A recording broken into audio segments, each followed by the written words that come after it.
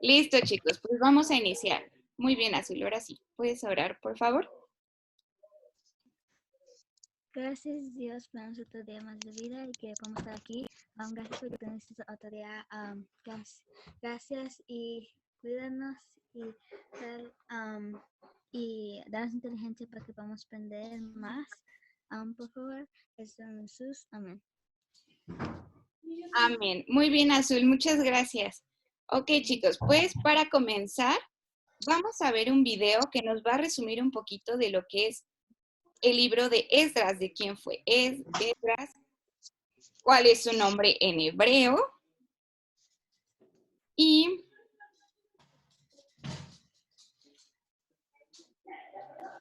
ok, lo voy a poner, pónganle mucha atención, chicos, porque esto les va a dar un panorama muy general de lo que vamos a ver ahorita en la clase, ¿ok?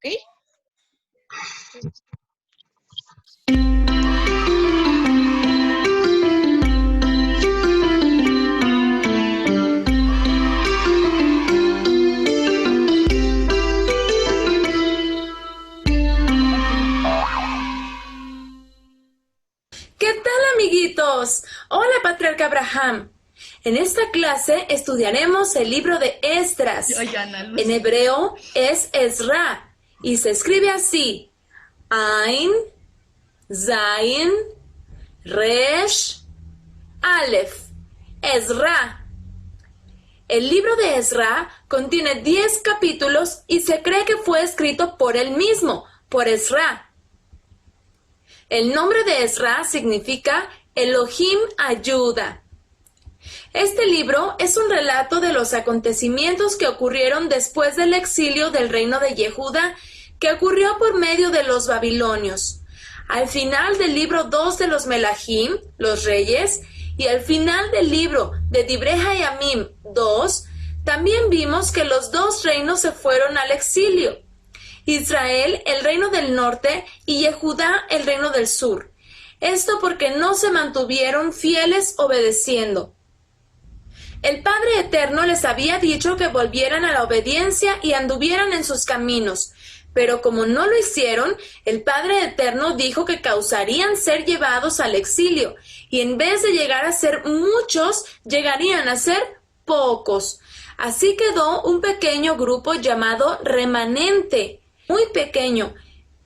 Este remanente fue un pequeño grupo de israelitas que después de que fueron expulsados de su tierra, tuvieron la oportunidad de regresar.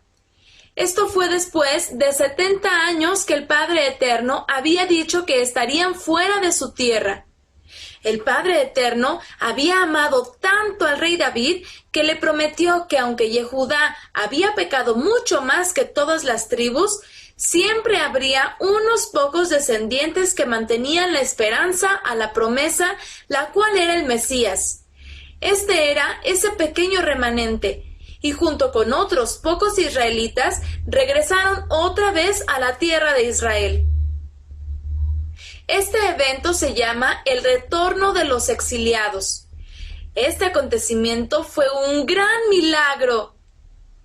En la época de los Melahim, los reyes, el Eterno había enviado a profetas, es decir, a hombres muy especiales que llevaban el mensaje del Padre Eterno para que dejaran sus malos caminos, ya que si no lo hacían, entonces se los llevarían como esclavos. Esto ocurrió, pero también el Padre Eterno había dicho que aunque su maldad era mucha, no desecharía a toda la descendencia de Israel, y que llegaría el momento que cumpliría la promesa final hecha a los patriarcas Abraham, Yitzhak y Jacob. Esa promesa es el Mesías. El Padre Eterno, a través de los profetas, les había dicho que llegaría el tiempo que los haría regresar del exilio y los devolvería a su tierra, que volverían a ser una gran nación y reconstruirían su ciudad. También les prometió que tendrían una vez más el templo y volverían a alegrarse sirviendo al Padre Eterno en Jerusalén. Todo esto comenzó con un gran milagro. El gran milagro de que el Padre Eterno usó a un rey llamado Ciro. Este rey era un gran rey, rey de los persas, una gran nación que había conquistado a muchas naciones. Este rey fue elegido para cumplir la promesa de que Israel regresaría a su tierra y reconstruiría la ciudad y el templo otra vez. El Padre Eterno también levantó a un gran líder de los descendientes del rey David para que los dirigiera en su retorno a la tierra prometida. Este hombre se llamó Zerubabel, que significa descendido de Babilonia, es decir, de los que regresaron de Babilonia. Él fue un gran jefe y dirigió a los primeros israelitas de regreso a su tierra. Él fue el gobernador de Israel también. El libro de Ezra comienza con la orden de Ciro, el rey persa, para que Israel regresara. También se nombran a las personas y familias que regresan en el capítulo 2. En el capítulo 3 vemos cómo restauraron el altar para servir al Eterno y volvieron a celebrar las festividades santas. La primera festividad en celebrar cuando regresaron fue la fiesta de Sucot, la de las cabañas. Todos estaban muy contentos ofreciendo cantos y ofrendas diversas al Padre Eterno. Pero en el capítulo 4 vemos que había personas que no estuvieron de acuerdo y no querían que los israelitas reconstruyeran. Los israelitas se desanimaron y dejaron de construir el templo. El Padre Eterno entonces envió a 2 profetas, uno llamado Hagai y el otro Zecarías, para que los israelitas no se desanimaran y continuaran la construcción. Hubo otro rey también que el Padre Eterno usó para la obra. Él se llamó Darío, rey de los Medos. Este rey confirmó las palabras del rey Ciro para que la obra del templo continuara, ya que se había detenido, y fue entonces en los días de Ezra que retomaron la obra del templo. Ezra era un descendiente de la tribu de Leví, era un ministro del Eterno y un escriba. Él relató los acontecimientos que ocurrían. Él relató cómo estos milagros ocurrieron cuando todos creían que Israel se había perdido y que ya no había descendiente de David. Ezra relató que el Padre Eterno había cumplido su promesa de guardar a un remanente que aún esperaban la promesa. Al final del libro, vemos cómo Ezra ora al Padre Eterno porque las consecuencias de la desobediencia habían sido muchas. Los israelitas habían olvidado el pacto y se habían mezclado entre las naciones.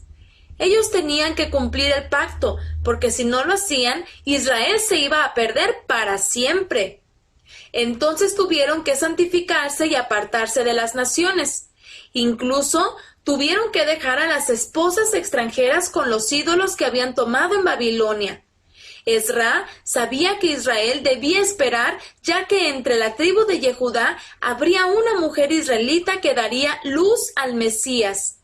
Por ello debían estar apartados y no mezclarse. También los levitas tenían pacto con el Padre Eterno, que solo debían casarse con mujeres levitas, y todos obedecieron. El libro termina relatando un nuevo pacto que hacen los levitas para no contaminarse más con las naciones. Estaban listos para obedecer y esperar la promesa futura. ¿Qué te ha parecido el libro de Ezra? Veamos cuánto has...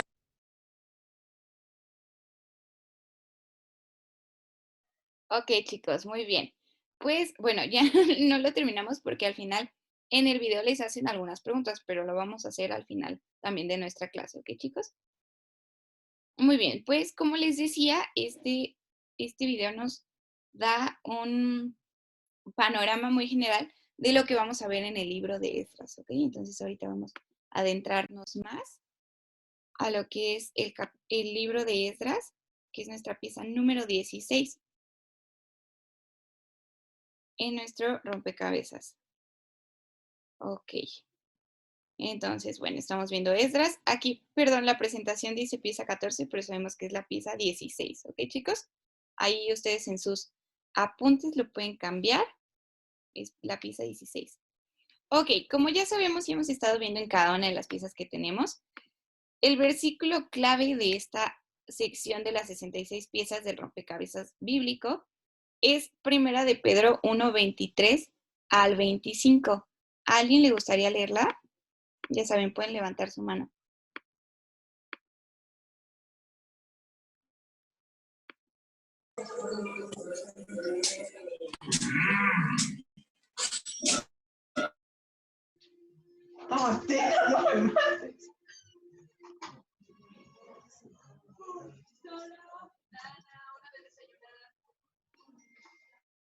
Ok, la pieza están preguntando, la pieza es la número 16, ¿ok? La presentación decía 14, pero es la 16. Ok, Esteban, voy a reactivarte tu micrófono para que nos puedas leer el texto clave.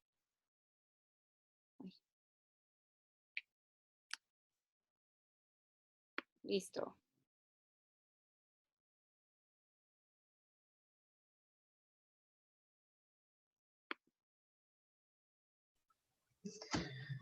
Siendo renacidos no de simiente corruptible, sino de incorruptible por la palabra de Dios que vive y permanece para siempre, porque toda carne es como la hierba, y toda la gloria del hombre como flores de la hierba. La hierba se seca y la flor se cae, mas la palabra del Señor permanece para siempre. Y esta es la palabra que por el Evangelio os ha sido anunciada. Muy bien, Esteban, muchas gracias. Ok, la que tenemos específica en nuestro texto clave de este libro de Esdras es Esdras 7:10. Por ahí vi que alguien más estaba levantando la manita. ¿Quién más la quiere leer? Ok, Dairani. Ya solicité tú.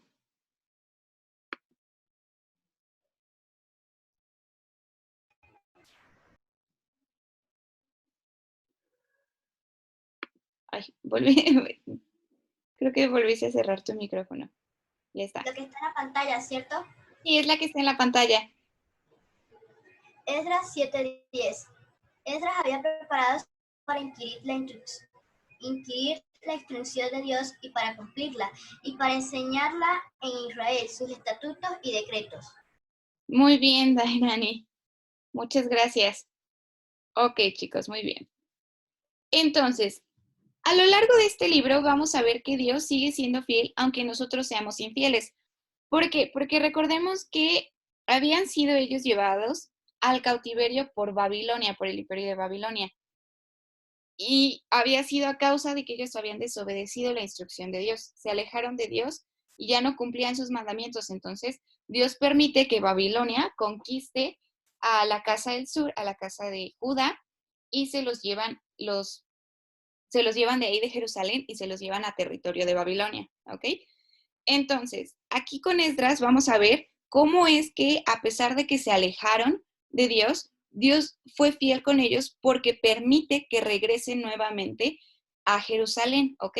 A través del personaje que vimos que va a ser el rey Ciro, que ya es del imperio persa. El imperio persa conquista al imperio de Babilonia y entonces a través de este rey es que Dios permite que el pueblo regrese otra vez a Jerusalén, ¿ok? Entonces aquí es por eso que vemos que Dios siempre va a ser fiel, aunque nosotros no siempre le seamos fieles a Él, ¿ok? Y algo muy importante que también mencionaba el video es que se fueron muchos, se fue toda la casa del sur, pero regresaron cuando el rey Ciro les permite regresar, regresan muy poquitos, entonces de todo ese pueblo grande que era, regresa un remanente muy pequeñito, ¿ok? Entonces por eso vemos aquí en la imagen unas poquitas ovejitas. De todas, solo regresan unas poquitas, ¿ok? Muy bien. Vamos a ver también algunos datos generales del libro de Esdras. ¿En dónde ocurre todo el libro de Esdras? En Judá, ¿ok? ¿Quién escribió este libro? Como vimos en el video, lo escribe el mismo personaje de Esdras, que ya vimos que su nombre en hebreo es Ezra, ¿ok?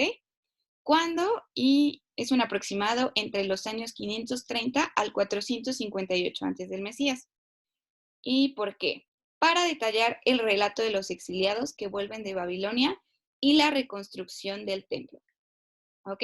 Recordando que cuando Babilonia los conquista, destruyen el templo que construye Salomón. Entonces, cuando se van a Babilonia, ya no tenían templo. Y cuando el rey Ciro les permite regresar, ¿se acuerdan que lo leíamos en 2 de Crónicas 36? En los últimos versículos, del 22 al 25, ahí veíamos que hablaba de que el rey Ciro los iba a permitir regresar a Jerusalén y que les iba a permitir reconstruir el templo, ¿ok? Entonces, eso es lo que vamos a ver en el libro de Esdras. Ok, muy bien. Aquí como unos datos generales de Esdras, tenemos que el sacerdote Esdras es uno de los más reconocidos, ¿ok? Porque él fue el que compiló el Tanakh, o lo que nosotros conocemos malamente como Antiguo Testamento, y además Esdras fue como el director de las asambleas encargadas de revisar los manuscritos, ¿ok? Cuando se encontró todos estos libros, además de compilarlos, pues él estuvo ahí revisando todos y cada uno de ellos, ¿ok? Muy bien, chicos. Ok, para estudiar este libro lo vamos a dividir en dos secciones. La primera sección va a ser de los capítulos del 1 al 6 y nos van a hablar ahí de la reconstrucción del templo o la construcción, ¿sí? De cómo otra vez están levantando nuevamente el templo que Babilonia les había destruido. Y la segunda sección nos va a hablar de la restauración del pueblo, ¿ok? De cómo regresan a la instrucción. Y va a ser de los capítulos del 7 al 10. Entonces, realmente, Esdras, comparado, por ejemplo, con el último que yo les di, que fue el libro de Segunda de Crónicas, que eran 36 capítulos, Esdras es un libro más chiquito, solo son 10 capítulos, ¿ok? Muy bien.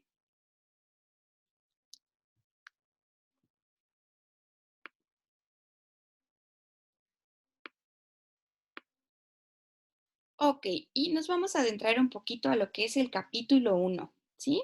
En el capítulo 1, a su vuelta a Jerusalén a partir del año 521 antes del Mesías, los exiliados establecieron un nuevo modelo religioso y político que incluso ha marcado todo el devenir del pueblo hasta nuestros días. Es decir, actualmente este modelo que crearon en el 521 antes del Mesías sigue afectando, ¿ok?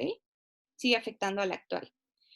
Y algo también muy importante que vemos en el capítulo 1 es que mientras estaban en cautiverio, los judíos que seguían fieles lloraban junto a los ríos de Babilonia. Por causa de su pena no podían cantar los cánticos de Sión, ¿ok? Pues sus corazones anhelaban volver a la tierra prometida y a su ciudad santa. Entonces recordemos ahí que estaban muy afligidos porque de verdad estaban lejos de la tierra que Dios les había dado, estaban lejos de la tierra prometida que vemos desde Moisés, ¿no? Que ahí cuando los saca de Egipto, toda la travesía que tuvieron que pasar para llegar a Jerusalén y nuevamente por haberse alejado son exiliados de su tierra y entonces andaban en tierras extranjeras con Babilonia y se sentían, pues obviamente se sentían muy tristes, se sentían muy mal. Entonces por eso dice que junto a los ríos de Babilonia es que lloraban, ¿ok? Porque se sentían lejos de la promesa que Dios les había dado. Ok, muy bien. Igual aquí es del capítulo 1. Vemos en esta parte, aquí este es el rey Ciro. ¿Se acuerdan? Bien, estos eran los versículos que les decía. En 2 de Crónicas 36, 22 al 25, fue donde vimos que nos hablaba de este personaje Ciro, ¿no? Que iba a ser un rey que les iba a permitir otra vez al pueblo de Dios regresar a Jerusalén y reconstruir su templo. ¿Ok? Y esto lo vemos en los capítulos en Esdras 1, del 1 al 4, y también el relato de los judíos que volvieron a Jerusalén está en Esdras 1, del 5 al 11, en esos versículos, ¿ok? Y dice, el Señor había predestinado a una persona para hacer posible el retorno de la casa del sur. Aquí está hablando del rey Ciro, ¿ok? Esa era la persona que Dios predestinó. Esta persona no era de la casa de Israel. Su nombre fue Ciro, conocido en la historia como Ciro el Grande, rey de Persia. ¿Ok? Entonces aquí ya comienza esta parte del imperio de los persas, ¿ok? Con el rey Ciro. Y entonces aquí vemos algo muy importante, que cómo es que Dios usó a una persona, ya tenía planeado usar al rey Ciro, que incluso ni siquiera era del pueblo, era un persa, y lo usó para que la casa del sur pudiera retornar, ¿ok? Pudiera regresar otra vez a la tierra que él les había prometido. Entonces aquí vemos que Dios, para cumplir sus propósitos, puede usar a cualquier persona. ¿Sí? Ok, chicos. vamos un poquito a ver algunos acontecimientos importantes del capítulo 2. Y en el capítulo 2 vemos la historia del remanente que volvió. Se dice que de un 100% de los que se fueron, es decir, del total del pueblo que se fue exiliado a Babilonia, solo el 5% regresa, ¿ok? Súper poquito, ¿sí? Comparado a el 100, el 5 era un pueblo muy chiquito, por eso es que dice, permitió que se fueran muchos y regresaran pocos, ¿ok? Y esto sucedió entre los años 537 al 535 antes del Mesías, ¿ok? Cuando empiezan a regresar otra vez a Jerusalén. Algo muy importante que vemos en Esdras, en el libro de Esdras, en Esdras 2:43 y en Esdras 2:59, es que no solo vuelven judíos, sino que también como salen de Egipto, ¿se acuerdan que cuando Dios los saca de Egipto, no solo salen israelitas, sino que salen muchos extranjeros con ellos, salen muchos egipcios con ellos. Acá también, cuando ellos salen de Babilonia, no solo vuelven judíos, ¿ok? Muy bien, chicos. Y eso es lo que nos pasa, nos narra Esdras en el capítulo 2. En el capítulo 3 empezamos a ver lo que es la edificación del segundo templo, ¿sí? Y vemos que en este capítulo, cuando lo leemos, dice que los jóvenes estaban gozosos, alegres y agradecidos. Estaban danzando y adorando, ya que nunca habían visto un templo. Es decir, a los jóvenes, obviamente, no les tocó ver el templo que el rey Salomón había construido, porque ellos todavía no nacían. Entonces, cuando empiezan a ver la reconstrucción y la edificación del segundo templo, pues lógicamente estaban muy emocionados, porque por primera vez estaban viendo el templo ante sus ojos. Sin embargo, los ancianos, es decir, la gente más grande que sí vio el primer templo, lloraban y reprochaban, se quejaban, estaban tristes, ya que ellos vieron el primer templo ser destruido y decían que no iba a ser tan lujoso como el que construyó Salomón. ¿Ok? Se estaban quejando porque decían que seguramente el segundo templo que estaban reconstruyendo no le iba a llegar ahora sí que ni a los talones al primer templo que hizo Salomón. O sea, estaban como de, no, pues yo vi el primer templo y estaba muchísimo mejor de lo que seguramente ahorita podemos hacer. ¿Ok? Entonces, eso era lo que tenían. Y aparte, hay que tener en cuenta que como venían de un exilio en Babilonia, pues no tenían como los mismos recursos que tuvo Salomón, por ejemplo, cuando hizo el primer templo. ¿Ok? A eso era lo que ellos se referían con decir que no iba a estar tan lujoso. ¿Ok, chicos? Muy bien. Vamos a seguir y vamos al capítulo 4, ¿ok? Ahí. Ok. En el capítulo 4 vamos a ver que después del gozo que ellos tuvieron de lo del templo, de la reconstrucción del segundo templo, el capítulo 4 nos muestra que después del gozo viene un tiempo de prueba, ¿ok? Aquí los judíos tienen un tiempo de prueba, estaban reconstruyendo el segundo templo, pero también se topan con que muchos los empiezan, esta parte que veíamos de que los jóvenes estaban felices y los ancianos estaban tristes, pues muchos los empiezan a desanimar. Entonces el pueblo se desanima y ya no quieren seguir reconstruyendo el templo. Se paran las obras, ¿ok? Ya no quieren seguir trabajando para reconstruir el templo porque dicen, no, ¿para qué lo reconstruimos? Y están diciendo que ni nos va a quedar tan bonito como el primero. Y entonces paran las obras todos y ya no reconstruyen el segundo templo. Entonces, por eso vemos que después de que los jóvenes estuvieran tan felices y tan alegres de estar reconstruyendo el templo, viene un tiempo de prueba porque ya no quieren seguir reconstruyendo el templo, ¿ok? Pero ya para el capítulo 5 vemos que se reanuda la edificación del templo. Otra vez se ponen a reconstruir el templo. Pasan el tiempo de prueba y deciden volver a reconstruir el templo. Y aquí algo muy importante es que por este capítulo 5 también se levantan los profetas, ¿ok? Que son Ageo, Zacarías y Malaquías, ¿sí? Y esto lo vemos, vamos a leer Esdras 5 del 1 al 2. ¿Alguien quiere leerlo? Ok, alcen sus manitas.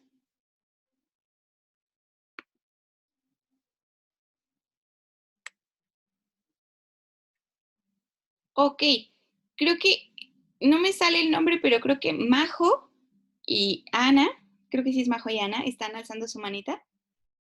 Voy a solicitarte reactivar el audio, pequeña. Sí. Los primeros 2 versículos de Esdras 5.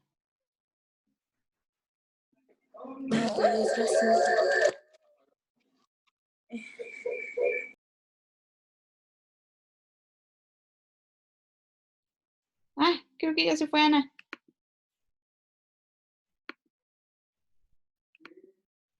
Ok. Si no, a ver, ¿quién más?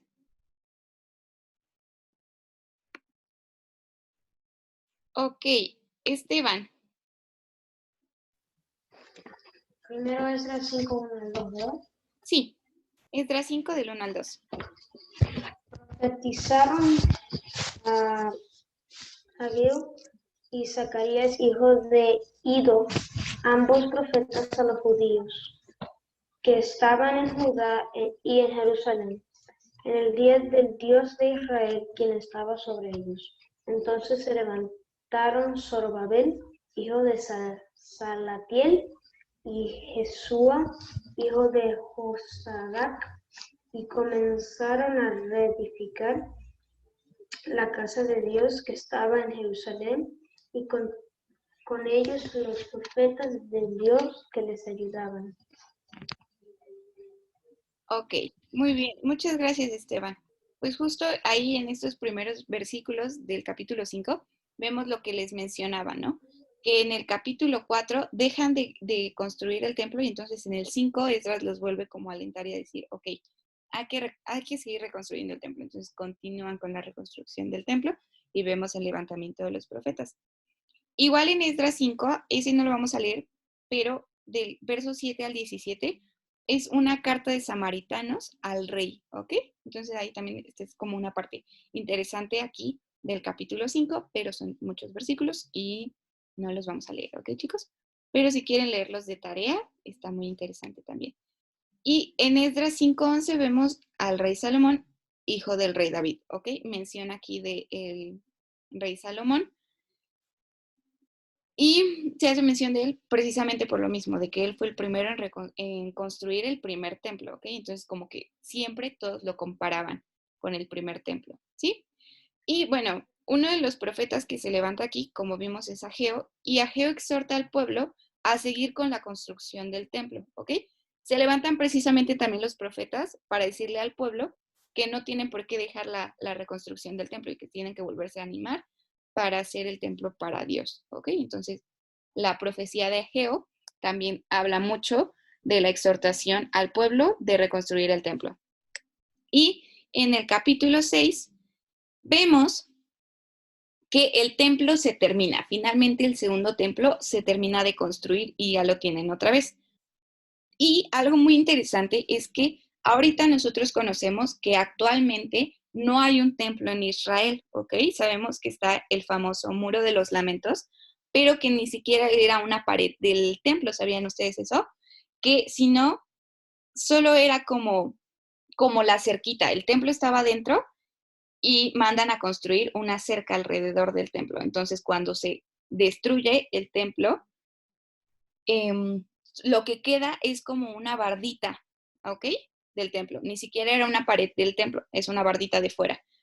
Pero es muy importante esa bardita porque dicen que era como la cerca, por decirlo así, que estaba más cerca del lugar santísimo en el templo, ¿ok? Entonces, actualmente, como les digo, no hay un templo, pero se está construyendo el templo espiritual, ¿ok? Que está formado por el pueblo disperso entre las naciones, es decir, nosotros, piedras vivas, eso somos nosotros. Y eso está en Primera de Pedro 2:5. ¿Alguien quiere leerlo? Primera de Pedro 2:5.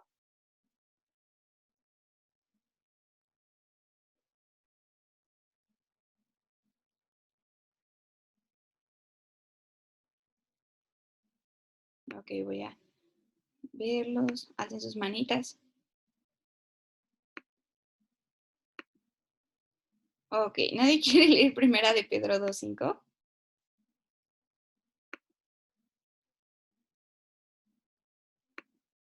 Ok, si no, voy a escoger a alguien yo. Espérenme, porque Que no me sale que me estén levantando las manitas.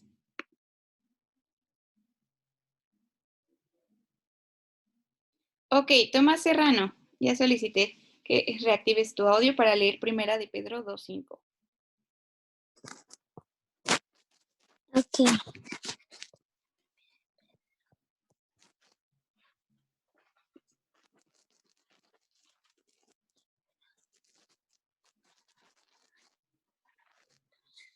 Y ustedes son las piedras vivas con las cuales Dios edifica su templo espiritual.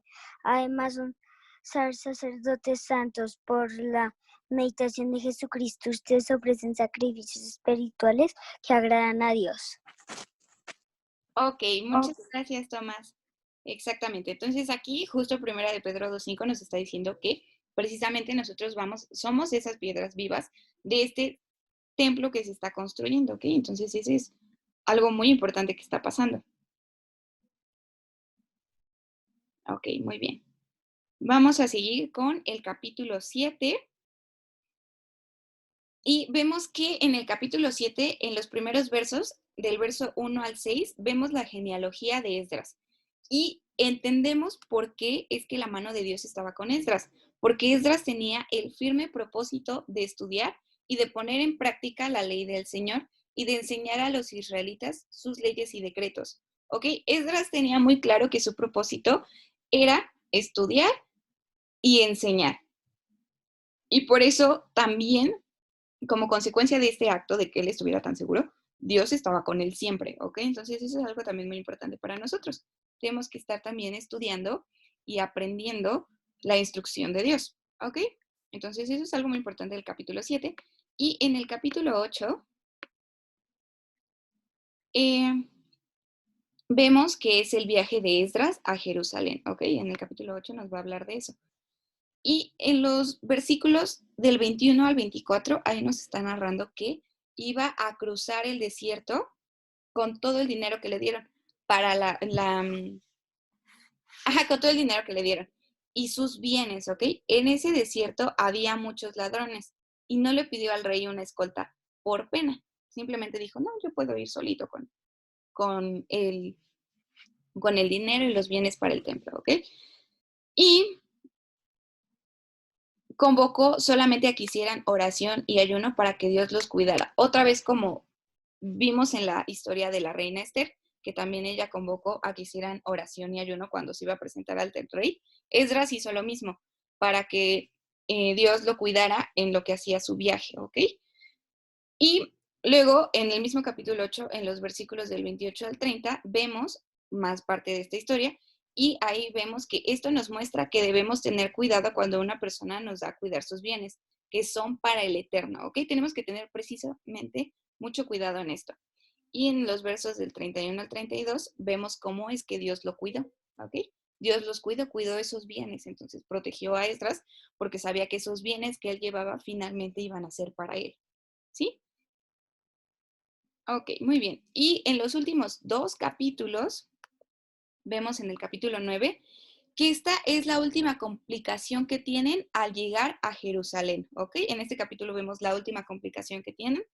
Vemos incluso una aflicción en Esdras y su oración de confesión, ¿ok? Vemos esta oración de confesión de Esdras y la aflicción que él tiene. En el capítulo 9, en los versos del 3 al 15, vemos finalmente el clamor y la tristeza que Esdras tiene, ¿ok? Como finalmente ve que el pueblo clama y está triste porque el pueblo sigue pecando, ¿ok? Entonces, eso es lo que vemos en el capítulo 9, el arrepentimiento y cómo Esdras clama a Dios por perdón, ¿ok?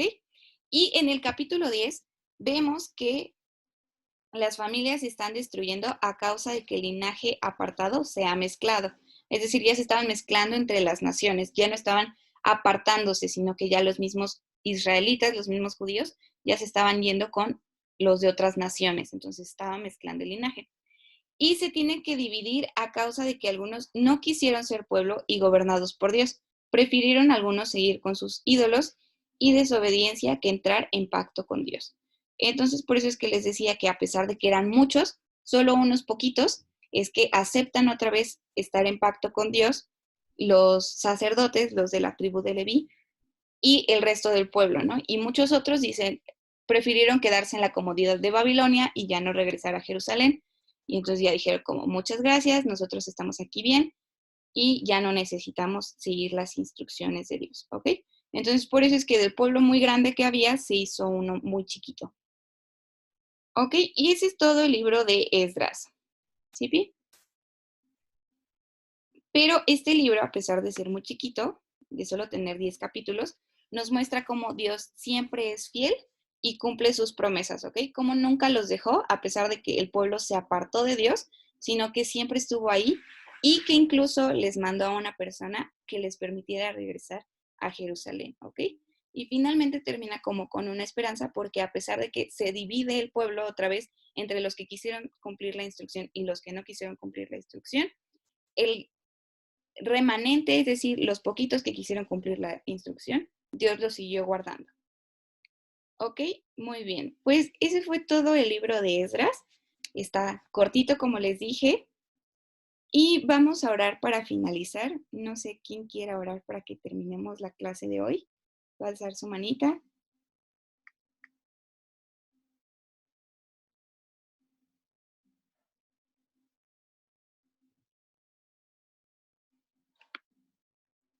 Ok, muy bien. A Elisa y Eli le voy a reactivar su micrófono para que nos ayude con la oración final. Señor Jesús, primeramente gracias por este día, gracias por todo lo que tú nos das, gracias porque podemos escuchar tu palabra, Señor. Bendice a la maestra de aquí, gracias por todo, porque eres tan bueno, te amamos demasiado. En el nombre de Yeshua, amén. Amén. Muy bien, muchas gracias, Elisa. Bueno, chicos, pues esa es toda la clase de